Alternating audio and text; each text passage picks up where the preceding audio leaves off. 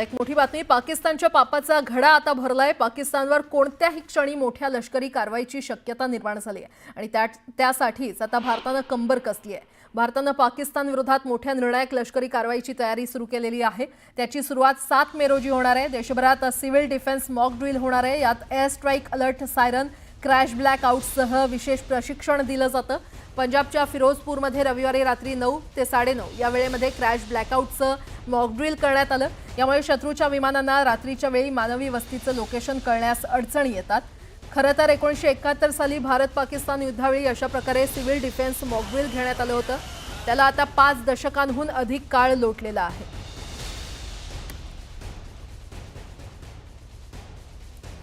दरम्यान civil defence mock drill संदर्भात केंद्राने काय सूचना केल्यात आपण त्या ग्राफिक्सच्या माध्यमातून जाणून घेऊया। देशभरात 7 मे रोजी सिव्हिल डिफेन्स मॉक ड्रिल होणार आहे। हवाई हल्ल्याच्या पार्श्वभूमीवर एअर रेड म्हणजेच सायरन अलर्ट केला जाणार आहे। विद्यार्थी आणि नागरिकांना विशेष प्रशिक्षण देण्याची सूचना केंद्राने यावेळी दिलेल्या आहेत आणि युद्धस्थितीमध्ये स्वसंरक्षण करण्याचं प्रशिक्षण द्या। आणीबाणीच्या परिस्थितीमध्ये क्रॅश ब्लॅकआउट केलं जाईल। शत्रूच्या हल्ल्यावेळी सर्व लाईट्स बंद करावं, महत्त्वाची ठिकाणं, आस्थापनांमध्ये लपण्याची व्यवस्था करा, अशा सूचना केंद्राने सर्व राज्यांना दिल्यात।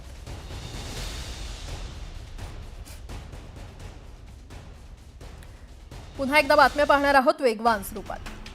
अलाहाबाद उच्च न्यायालयाच्या लखनौ खंडपीठाने काँग्रेस नेते राहुल गांधी यांच्या नागरिकत्वावर प्रश्न उपस्थित करणारी याचिका फेटाळून लावली आहे। कर्नाटकातील भाजप कार्यकर्ते एस विघ्नेश शिशिर यांनी ही याचिका दाखल केली होती। कर्नाटक सरकारने राज्यातील अनुसूचित जातींची गणना सुरू केली असून यासाठी 100 कोटी रुपयांचा खर्च होणार आहे। यासाठी उच्च न्यायालयाने निवृत्त न्यायमूर्ती दास यांच्या अध्यक्षतेखाली आयोगाची स्थापना करण्यात आली आहे। 3 जुलैपासून अमरनाथ यात्रेला सुरुवात होणार आहे। 9 ऑगस्टपासून ही यात्रा असणार आहे, तर इथल्या शिवलिंगाची पहिली झलक समोर आलेली आहे। व्हॅटिकन सिटीमधील सिस्टीन चॅपेलमध्ये आजपासून नव्या पोपच्या निवड प्रक्रिया सुरू होत आहे। या ऐतिहासिक प्रक्रियेमध्ये 71 देशातील एकूण 133 कार्डिनल्स सहभागी होणार आहेत। टीम इंडियाचा जलद गतीनं गोलंदाज मोहम्मद शमी याला जीवे मारण्याची धमकी देण्यात आली आहे। शमीला ही धमकी ईमेलद्वारे देण्यात आली आहे। या प्रकरणी मोहम्मद शमीचा भाऊ हसीबनं अमरोहा पोलीस ठाण्यात याबाबत तक्रार नोंदवली आहे। IPL नंतर भारतीय संघ इंग्लंड दौऱ्यावर जाणार आहे। BCCIने इंग्लंड दौऱ्याची तयारी सुरू केली आहे। 25 मे रोजी भारतीय संघ इंग्लंड दौऱ्यावर रवाना होण्याची शक्यता आहे। IPL मध्ये सोमवारी खेळवण्यात आलेला हैदराबाद विरुद्ध दिल्ली सामना पावसामुळे रद्द झाला, त्यामुळे दोन्ही संघांना 1-1 गुण देण्यात आला आहे।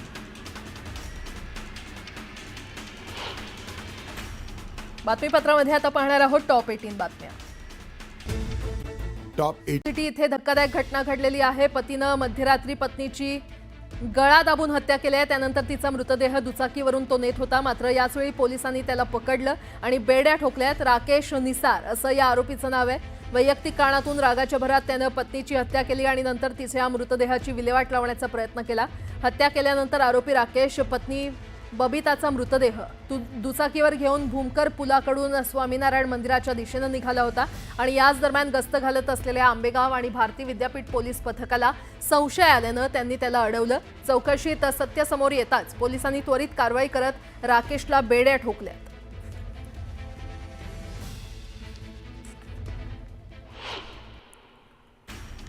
जळगावच्या पाचोरा ते परधाडे रेल्वे स्टेशन दरम्यानच्या रेल्वे मार्गावर तिघांनी आत्महत्या केली।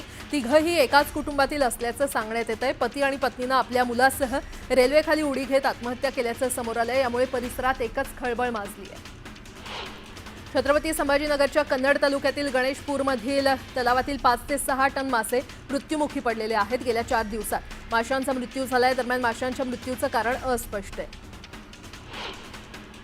नागपुरात एका 5 वर्षीय चिमुकलीचं अपहरण करत 20,000 रुपयाच्या खंडणीची मागणी करण्यात आली आहे। दरम्यान पोलिसांनी तासाभरात आरोपीला अटक केली। मिरजच्या जिल्हा सामान्य रुग्णालयातून बाळाची चोरी करण्यात आली होती। दरम्यान पोलिसांना 48 तासात बाळाला शोधण्यात यश आले। बाळ चोरणाऱ्या महिलेला पोलिसांनी अटक केली आहे। उरण मोरा रोडवरील गॅलेक्सी अपार्टमेंटमध्ये एक धक्कादायक प्रकार समोर आलाय। रात्रीच्या वेळी एक अर्धनग्न व्यक्ती महिलांचे ब्लाऊज घालून आणि चेहऱ्याला स्कार्फ बांधून इमारतीची रेकी करत असल्याचं CCTVमध्ये कैद झालंय। दरम्यान परिसरातील नागरिकांमध्ये यामुळे भीतीचं वातावरण पसरलंय। अभिनेता एजाज खानवर अटकेची टांगती तलवार आहे। मुंबईच्या चारकोप पोलीस ठाण्यामध्ये एजाज खान विरोधात बलात्काराचा गुन्हा दाखल झालाय। पोलिसांची पथकं त्याचा शोध घेत आहेत आणि त्यामुळे एजाज खानला आता कोणत्याही क्षणी अटक होऊ शकते। धुळ्याहून सुरतकडे जाणाऱ्या एसटी बसचा कोंडाईबारी घाटात भीषण अपघात झाला। बस चालकाचं बसवरील नियंत्रण सुटल्यानं घाटातच बस पलटली। यातील 40 प्रवाशांना सुखरूप बाहेर काढण्यात आलं असून त्यांच्या रुग्णालयामध्ये उपचार सुरू आहेत। काँग्रेस हे गवत असून कितीही तोडलं तरी पुन्हा उभारी घेणारच। कुठलाही पक्ष संपत नसतो, तो ध्येय धोरणांवर चालत असतो। त्यामुळे बावनकुळेंनी आधी भाजपमध्ये आलेल्या नेत्यांचं राजकीय पुनर्वसन करावं, त्यानंतर काँग्रेस संपवण्याची भाषा करावी, असं प्रत्युत्तर माजी आमदार सुनील भुसारा यांनी दिलं। सद्भावना रॅली माणसाला माणसाशी जोडण्याचं काम करते। समाजात निर्माण झालेली दरी कमी करण्यासाठी सद्भावना रॅली आहे, असं वडेट्टीवार म्हटले। जयसिंगपूर येथील अश्वारूढ छत्रपती शिवरायांच्या पुतळ्याचं उपमुख्यमंत्री एकनाथ शिंदे यांच्या हस्ते अनावरण पार पडलं। आमदार राजेंद्र पाटील यड्रावकर यांच्या मतदारसंघात हा पुतळा उभारण्यात आला। बीड जिल्ह्याला अवकाळी आणि गारपिटीनं झोडपून काढलंय। ग्रामीण भागातील रस्त्यांवर गारांचा सडा पडल्याचं दिसून आलं। गारपिटीमुळे कांदा, आंब्यासह फळबागांचं मोठं नुकसान झालंय। कोल्हापूरच्या वारणानगर परिसरात जोरदार गारपीट झाली। वादळी वाऱ्यासह झालेल्या पावसामुळे वातावरणात गारवा निर्माण झाला असून उकाड्यानं हैराण झालेल्या नागरिकांना दिलासा मिळालाय। नागपुरात सलग तिसऱ्या दिवशी वादळी वाऱ्यासह अवकाळी पाऊस झाला। वादळी वाऱ्यामुळे वीज पुरवठा खंडित झाला, तर काही ठिकाणी वीज कोसळल्याच्या घटना घडल्यानं नागरिकांना सतर्कतेचा इशारा देण्यात आला। लातूर शहर आणि परिसरात अचानक आलेल्या पावसामुळे नागरिकांची तारांबळ उडाली। वादळी वाऱ्यामुळे झाडं उन्मळून पडली, तर काही ठिकाणी वीज पुरवठा खंडित झाला। बुलढाणा जिल्ह्यातील लोणार तालुक्यामध्ये जोरदार गारपीट झाली। अचानक आलेल्या अवकाळी पावसामुळे जनजीवन विस्कळीत झालं, तर लोणार तालुक्यातील बीबी गावाला गारपिटीचा मोठा फटका बसला। वाशिमच्या रिसोड बाजार समितीमध्ये शेतकऱ्यांनी आणलेली शेकडो क्विंटल हळद अवकाळी पावसामुळे भिजली। हळद भिजल्यानं दरात घसरण झाली आणि त्यामुळे संतापलेल्या शेतकऱ्यांनी लिलाव बंद पाडला। नांदेड शहरातील बाबानगर भागात वादळी वाऱ्यामुळे झाड कोसळलं। यामध्ये झाडाखाली उभ्या असलेल्या कारचं मोठं नुकसान झालंय। वाशिम जिल्ह्यातील रिसोड, वाशिम शहरासह अनेक ठिकाणी वादळी वाऱ्यासह जोरदार गारपीट झाली। पावसामुळे नागरिकांची एकच तारांबळ उडाली, तर कांदा, भाजीपाला आणि आंब्यांचं मोठं नुकसान झालं। यवतमाळ जिल्ह्याच्या पुसद परिसरात विजेच्या कडकडाटासह अवकाळी पावसानं हजेरी लावली। पावसामुळे रस्त्यावर पाणी साचलं असून वाहतुकीवर परिणाम झाला, तर काही ठिकाणी पावसामुळे वीज पुरवठा खंडित झाला। परभणी शहर आणि परिसरात अवकाळी पावसानं थैमान घातलं। वादळी वाऱ्यामुळे झाडं उन्मळून पडल्यानं वाहतुकीवर परिणाम झाला, तर परिसरात धुळीचं साम्राज्य माजलं। हिंगोलीच्या वसमत शहरात भीमशक्ती संघटनेच्या वतीनं आंदोलन करण्यात आलं। सामाजिक न्याय विभागाचा निधी इतरत्र वळवल्यामुळे राज्यातील अनुसूचित जाती जमातीवर अन्याय झाल्याचा आरोप भीमशक्ती संघटनेनं केलाय।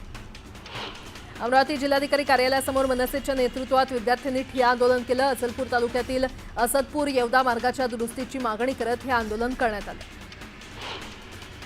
त्र्यंबकेश्वर देवस्थान विश्वस्त मंडळानं सुरू केलेल्या लाडू विक्री आणि व्हीआयपी पास विक्रीवर पुरातत्व विभागाकडून आक्षेप घेण्यात आला।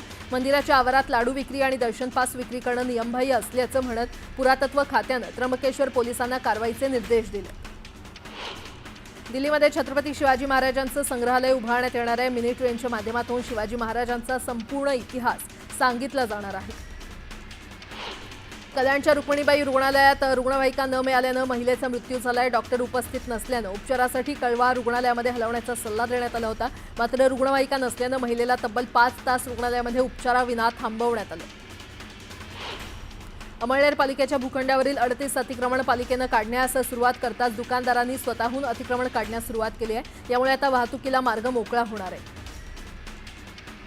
पंढरपूरच्या करमाळा तालुक्यात पिस्तूल आणि तलवारीचा धाक दाखवून खंडणी मागणाऱ्या दोघांना अटक करण्यात आली आहे। कारवाईमध्ये पोलिसांनी एका कारसह पिस्तूल आणि तलवार हस्तगत केली आहे। नंदुरबारच्या नवापूर तालुक्यातील कोंडाईबारी घाटात धुळे सुरत बसचा अपघात झाला। अपघातात 20 ते 25 प्रवासी जखमी झाल्याची प्राथमिक माहिती आहे।